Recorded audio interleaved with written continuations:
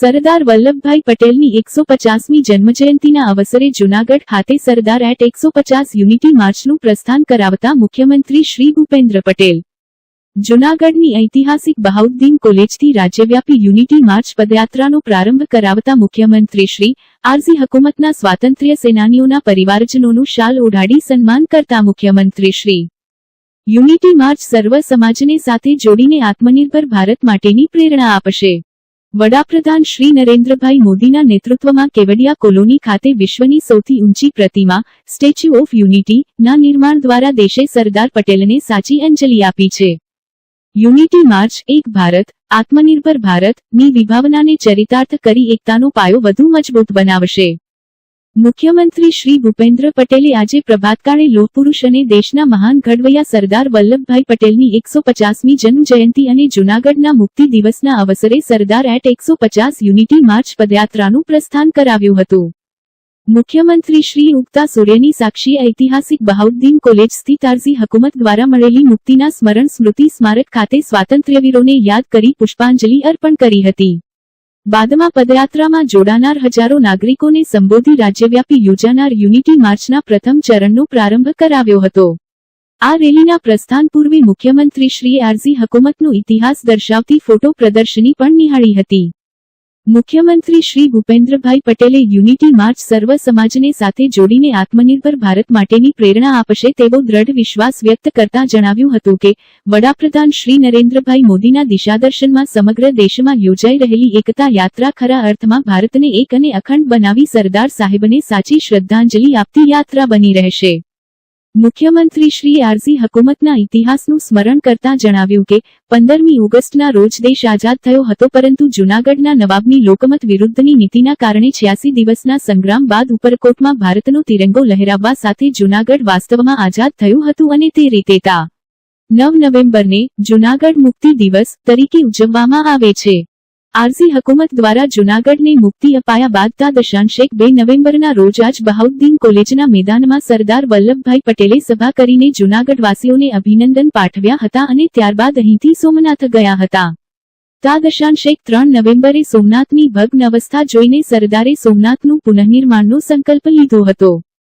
મુખ્યમંત્રીશ્રીએ જણાવ્યું હતું કે સરદાર વલ્લભભાઈ પટેલે 562 દેશી રજવાડાઓનું વિલીનીકરણ કરીને એક અને અખંડ ભારત બનાવ્યું હતું જેને વડાપ્રધાન શ્રી નરેન્દ્રભાઈ મોદી એક ભારત શ્રેષ્ઠ ભારત અને આત્મનિર્ભર ભારત ના અભિયાન દ્વારા તેનો પાયો વધુ મજબૂત બનાવી રહ્યા છે। વડાપ્રધાન શ્રી નરેન્દ્રભાઈ મોદીએ સરદાર સાહેબની સ્મૃતિ ચિરંજીવ રહે તે માટે કેવડિયા કોલોની ખાતે સ્ટેચ્યુ ઓફ યુનિટીનું નિર્માણ કર્યું છે અને પ્રતિવર્ષ વિવિધ કાર્યક્રમોનું આયોજન કરીને સરદાર સાહેબને સાચી અંજલિ અર્પી રહ્યા છે। આ વર્ષે પણ સ્ટેચ્યુ ઓફ યુનિટી ખાતે ભારત પર્વ નું આયોજન કરીને સ્વાભિમાન ભારત સાથે લોકલ ફોર વોકલ અને વિકસિત ભારત નો રાહ વધુ મજબૂત બનાવી રહ્યા છે। મુખ્યમંત્રીશ્રીએ વધુમાં જણાવ્યું હતું કે કેન્દ્રીય ગૃહમંત્રી શ્રી અમિતભાઈ શાહના માર્ગદર્શનમાં કલમ 370ની નાબૂદી દ્વારા કચ્છથી કટક અને કાશ્મીરથી કન્યાકુમારી સુધી એક અને અખંડ ભારતનું સરદારનું સ્વપ્ન ધરાતલ પર ઉતાર્યું છે। સૌ સાથે મળી ચાલે અને સમરસ સમાજનું નિર્માણ થાય તે માટે યુનિટી માર્ચના માધ્યમથી તમામ વર્ગોને સાંકળી રાજ્યભરમાં યુનિટી માર્ચનું આયોજન કરવામાં આવ્યું છે। તેના પ્રથમ ચરણની શરૂઆત આજે ઐતિહાસિક બહાઉદ્દીન કોલેજના મેદાનથી થઈ છે। તે સૌને પ્રેરણા પૂરી પાડશે તેમ તેમણે જણાવ્યું હતું।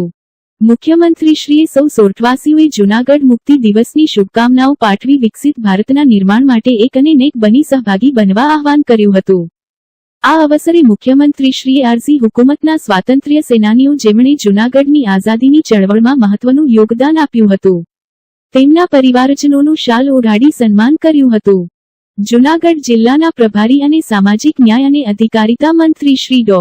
પ્રદ્યુમનભાઈ વાજાએ જૂનાગઢ માટે આજનો દિવસ ઐતિહાસિક લેખાવી જણાવ્યું હતું કે આ વર્ષે 150મી સરદાર વલ્લભભાઈ પટેલની જયંતિ અને બિરસા મુંડાની 150મી જન્મજયંતિ તેમજ વંદેમાતરમ ગીતના 150 વર્ષ થવાનો સુભગ સમન્વય સધાયો છે। તે આપણા સૌ માટે ગર્વ અને આનંદની બાબત છે। મંત્રીશ્રીએ સરદાર વલ્લભભાઈ પટેલે આપણને જે રાષ્ટ્રીય એકતાનો વારસો આપ્યો છે તેને આગળ વધારવાનો છે। આપણે સૌથી મોટી લોકશાહીનું ગૌરવ લઈએ છીએ તેના મૂળમાં સરદાર પટેલે એકઠા કરેલા તમામ રજવાડાઓનો રાષ્ટ્રીય એકતાનો વારસો છે।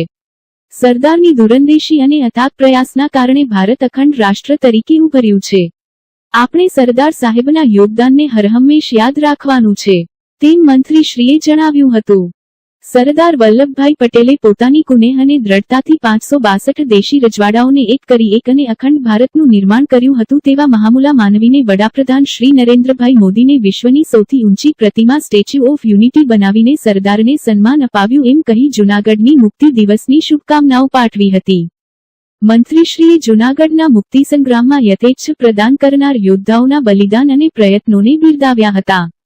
તેમજ તેમના પરિવારજનોને દેશકાજે આપેલા યોગદાન માટે અભિનંદન પાઠવ્યા હતા. જૂનાગઢની નાગરિક સેવાઓના પ્રોજેક્ટ માટે જૂનાગઢના સાધુ સંતોએ 51 લાખનો ચેક મુખ્યમંત્રીશ્રીને અર્પણ કર્યો હતો. નાગરિક સેવાઓમાં જનભાગીદારીની આ પહેલને સૌએ સહર્ષ વધાવી આભારની લાગણી પ્રગટ કરી હતી. જિલ્લા કલેક્ટર શ્રી અનિલકુમાર રાણાવસિયાએ જૂનાગઢ મુક્તિ દિવસના અવસરે યોજાઈ રહેલી યુનિટી માર્ચના અવસરે સૌને આવકારી 8.6 કિલોમીટરની આ પદયાત્રામાં એક ભારત શ્રેષ્ઠ ભારત આત્મનિર્ભર ભારત ની હર ઘર સ્વદેશી ના મંત્રને ચરિતાર્થ કરવામાં આવી રહ્યો છે. તે રીતે રેલીનું આયોજન કરવામાં આવ્યું છે તેની વિભાવના રજૂ કરી હતી. જૂનાગઢની આ પદયાત્રા હજારો નાગરિકોની ઉપસ્થિતિ અને રાષ્ટ્રીય એકતાના ભાવ સાથે યાદગાર બની હતી.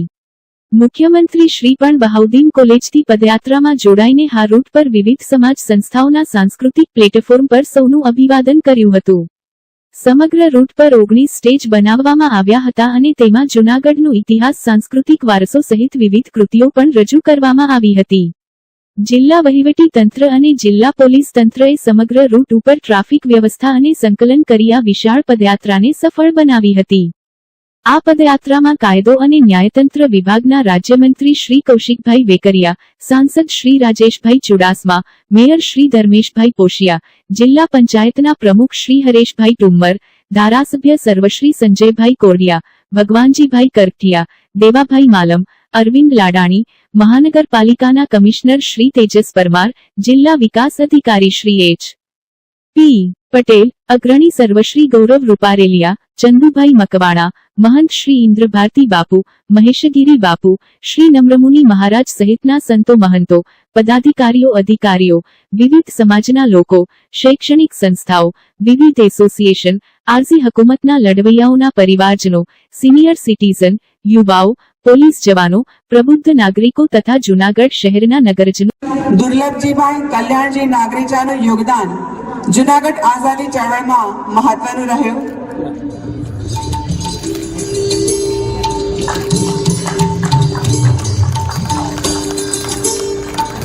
શ્રી બાપુની ભૂમિકા જૂનાગઢ આઝાદી ચળવળમાં મહત્વની રહી.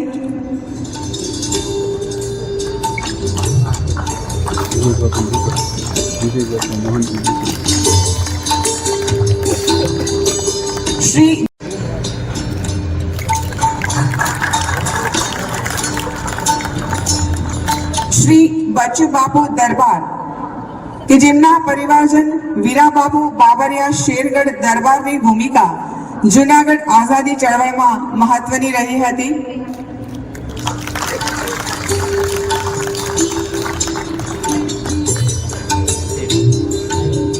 શ્રી વિનુ ભારતી ગોસ્વામી જેમના પિતાશ્રી દેવસુખ ભારતી મોહન ભારતી ગોસ્વામીએ જૂનાગઢ આઝાદી ચળવળમાં મહત્વની ભૂમિકા ભજવેલી.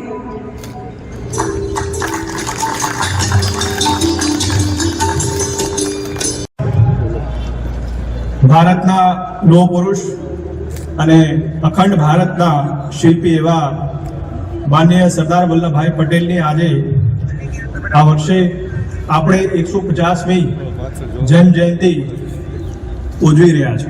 સમગ્ર દેશ આ જન્મ જયંતિ ઉજવી રહ્યો છે.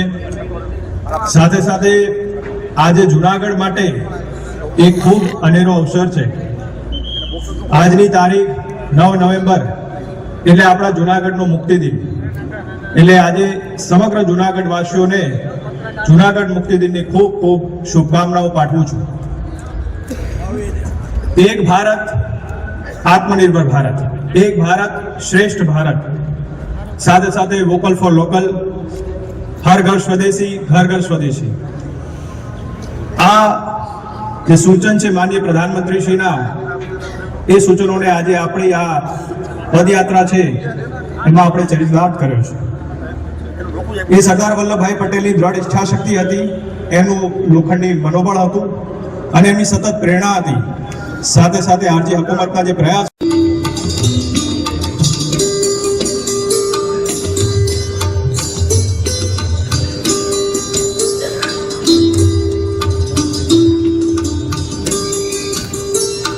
કમિશનર શ્રી જુનાગઢને નમ્ર વિનંતી કે તેઓ માનનીય ડોક્ટર પ્રદ્યુમન વાજા સાહેબનું મોમેન્ટો અર્પણ કરી સ્વાગત અભિવાદન કરશે.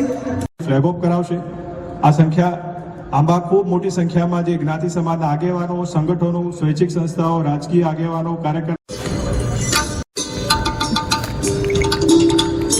સાથે સાથે જિલ્લા વહીવટ તંત્રના અધિકારીઓને નમ્ર વિનંતી કે તમામ મંચસ્થ મહાનુભાવોનો સ્વાગત અને અભિવાદન કરશે.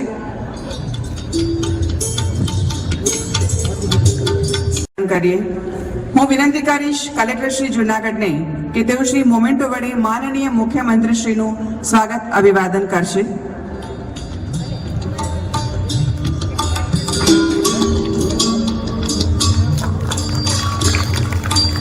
હું વિનંતી કરીશ ધારાસભ્ય શ્રી સંજયભાઈ કોરડિયાને કે તેઓ શ્રી માનનીય મુખ્યમંત્રીશ્રીનું મોમેન્ટો વડે સ્વાગત અભિવાદન કરશે.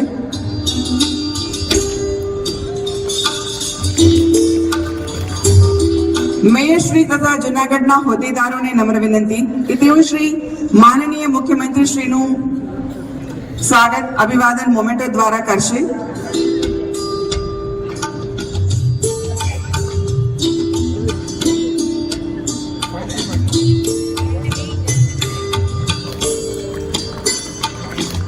શહેર ભાજપ સંગઠનને નમ્ર વિનંતી કે તેઓ આવી રહ્યો છે. સીસીટીવી નું મોનિટરિંગ ભવનાથ પોલીસ સ્ટેશન અને જૂનાગઢ જિલ્લા પોલીસ અને જૂનાગઢ જિલ્લા વહીવટી તંત્રના કંટ્રોલ રૂમ દ્વારા થશે. જૈન અને સનાતન પરંપરાના સર્વે સંતો અને લોક ભાગીદારીથી ગિરનારની સુરક્ષા માટે આ એક અભૂતપૂર્વ સંયુક્ત પ્રયાસ થયો છે. આપણી સાથે મંચસ્થ છે મહંત શ્રી ઇન્દ્ર ભારતીજી મહારાજ, સભાપતિ શ્રી અગ્નિ અખાડા મુક્તાનંદજી બાપુ, શ્રી મહામંડલેશ્વર હરિહરાનંદજી ભારતીજી બાપુ, શ્રી મહંત મહેશગીરીજી મહારાજ, શ્રી ભાઈ મહારાજ સાહેબ, શ્રી મહંત મહાદેવગીરી મહારાજ, શ્રી વિનમ્ર મુનિ મહારાજ સાહેબ, શ્રી વિજય સ્વામીજી મહારાજ સાહેબ, શ્રી મહામંડલેશ્વર જગજીવનદાસ બાપુ, શ્રી મહંત કિશનદાસ બાપુ અને સનાતન પરંપરાના સંતો દ્વારા સાથે મળીને ગિરનારના તમામ મંદિરો, તીર્થ સ્થળો અને ગિરનારની સીડીને સીસીટીવીથી સુરક્ષિત કરવા માટે સંકલ્પ લેવામાં આવેલ. આ બાબત અંતર્ગત સર્વે સંતોએ સાથે મળીને આ પ્રોજેક્ટ માટે 51 લાખ રૂપિયાની માત્ર રકમનું અર્પણ કરવાનું નક્કી કરવામાં આવેલ. જૂનાગઢ જિલ્લા વહીવટી તંત્ર, જૂનાગઢ જિલ્લા પોલીસ, ડિઝાસ્ટર મેનેજમેન્ટ આ પ્રોજેક્ટ થકી ગિરનારની મુલાકાતે આવશ્રી કરાવશે. આજના આ મંગલ અને યાદગાર ઐતિહાસિક દિવસે આ યુનિટી માર્ચ નો પ્રથમ કાર્યક્રમ અહીંથી યોજાઈ રહ્યો છે.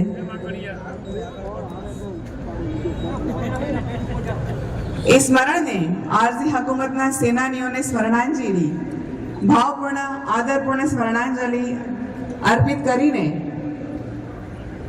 આપણા માનનીય મુખ્યમંત્રી શ્રી અને તમામ માનવંતા મહાનુભાવો મંચ તરફ ગતિ કરી રહ્યા છે. આપ સૌની તાળીઓ હું ઈચ્છીશ. આપણે તમામ મહાનુભાવોને અભિવાદિત કરીએ.